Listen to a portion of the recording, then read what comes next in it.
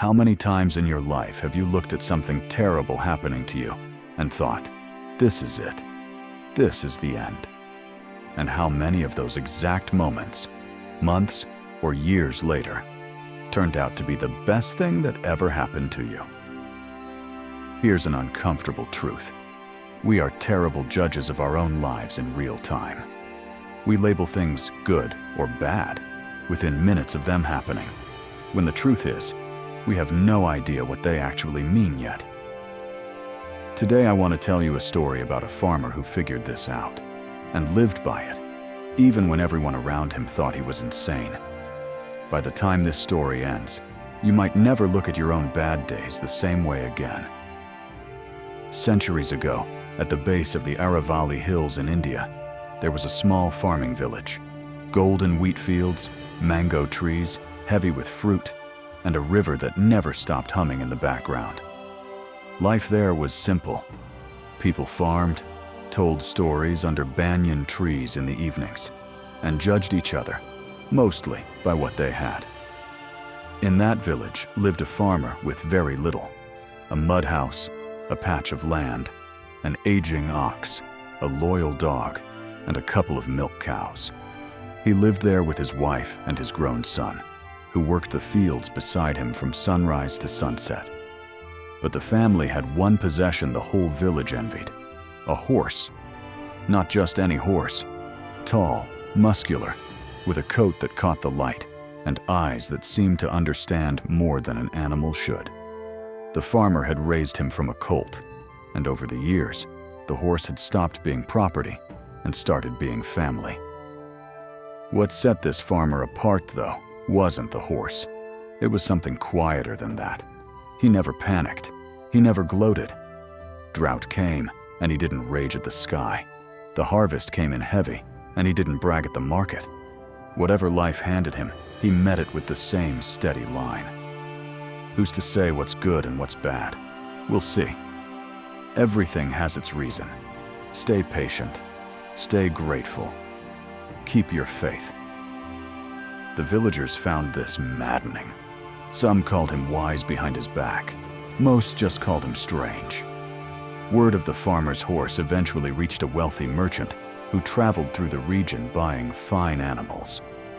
The merchant rode out, took one look at the horse, and offered the farmer a sack of gold on the spot, enough to change his family's life for a generation. The village gathered to watch the deal happen. Surely no one would turn that down. But the farmer just shook his head. "He's not property to us," he said. "He's family. He's not for sale." The merchant doubled his offer, then doubled it again. The farmer didn't budge. When the merchant finally rode off empty-handed, the village exploded with opinion. "Fool," they muttered. "He just threw away the only chance he'll ever get to be rich." The farmer said nothing back. He went back to his field. Then, a few mornings later, the sun walked into the stable and froze. The rope hung loose. The stall was empty. Father and son searched everywhere: the riverbank, the forest edge, every neighboring village. Nothing. The horse was simply gone. The village had its verdict ready. "We told him. He had his shot at wealth, and he turned it down. Now he's left with nothing at all." That night, the son sat beside his father, gutted. "We've lost everything that mattered," he said. "How are you not falling apart right now?" The farmer put a hand on his shoulder. "What looks like a loss today isn't necessarily a loss tomorrow," he said quietly. "We don't get to decide what this means yet. Only time tells us that. Stay patient. Stay grateful. Keep your faith." His son didn't understand it, but he trusted his father enough to wait. About a week later, just as the morning mist was still sitting on the fields, the son heard hooves outside. He ran out and stopped cold. Their horse had come back, and trailing behind him were 5 wild horses, strong, unbroken, clearly never touched by a human hand. Somewhere out there, their horse had found a herd and led it straight home. the village's mood flipped overnight. The same people who'd called the farmer a fool now called him the luckiest man alive. 6 horses now. He'd out-earned the merchant who'd tried to buy him out. The farmer, predictably, wasn't celebrating. "Let's not get ahead of ourselves," he told his son. "We still don't know what this brings. Only time will tell." The son, eager to prove himself, climbed onto the strongest of the wild stallions the very next day. The horse threw him almost instantly. Hard, violent, no warning. His legs snapped in 2 places. The village healer came running, set the bone, wrapped it tight, and quietly told the farmer's wife that the boy might walk with a permanent limp and that recovery would take months. The whispers started again, except this time the tone had shifted entirely. "Greed," they said now. He brought in those wild horses, and look what it cost his own son. Lying in pain, the son looked at his father. Was this supposed to happen too? The farmer sat with him, calm as ever. "The same rain that floods one valley feeds the forest next door," he said. "We still don't get to judge this. Only time will tell. Stay patient, stay grateful, keep your faith." 2 weeks after that, drums sounded through the village. Royal soldiers rode in with orders straight from the king. War had broken out on the northern border, and every able-bodied young man was being conscripted. No exceptions. One by one, the village's sons were taken. Boys who'd never so much as held a blade, pulled straight off their family farms, and sent to the front. The soldiers reached the farmer's house, saw his son lying in bed with a splinted leg, and simply moved on. "Not useful to us," one of them said, and that was that. The war dragged on, brutal and long. When it finally ended, the news came back in pieces. Of the 23 young men taken from that village, only 9 made it home. The families who'd once mocked the farmer for refusing the merchant's gold were now burying sons they'd never see grow old. And there, under the same neem tree as always, sat the farmer and his son, alive, healing, their original horse grazing peacefully nearby, the 5 wild ones now tamed and pulling double the workload on the family's land.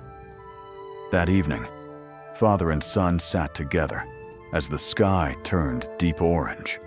The son looked at his father differently than he ever had before. "You were right," he said, his voice catching. "Every single time I thought our world was ending, it was actually just becoming something else." The farmer nodded slowly. "That's the only real wisdom I have to give you," he said. "Don't celebrate too fast. Don't grieve too deep. Life moves like a river. It bends around corners you can't see coming. What looks like a flood today might be exactly what waters next season's crop. The horse running off looked like ruin. He came back with 5 more. Your broken leg looked like punishment. It's the reason you're still breathing. We are never wise enough to know, in the moment, what life is actually handing us. This story isn't really about a horse. It's about how we react to our own lives. First, stop rushing to judge a moment the second it happens. Give it time to show you what it actually is. Second, trust the process, even when you can't see where the road leads. Not seeing the destination doesn't mean there isn't one. Third, stay level in both directions. Stay humble when things go right. Stay hopeful when things fall apart. That balance is where peace actually lives. Think about it honestly. The horse leaving felt like a disaster. It brought back 5 more. The wild horses felt like a windfall. They led straight to a broken leg. The broken leg felt like a curse. It ended up saving a young man's life. Every single event in that story was connected to the next, and not one of them revealed its true meaning until much later. Now think about your own life for a second. How many times has something gone wrong and felt like the end of the world? A job you lost, an exam you failed, a relationship that fell apart, money trouble that kept you up at night. In the moment, it felt unbearable. But if you look back now, honestly, didn't some of those exact setbacks push you towards something better? A different career? A relationship that actually fit? A version of yourself you wouldn't have found otherwise? Life doesn't hand you one page and let you judge the whole book by it. It's longer than that. Always. So the next time something knocks you sideways, try this instead of panicking. Take a breath and remind yourself.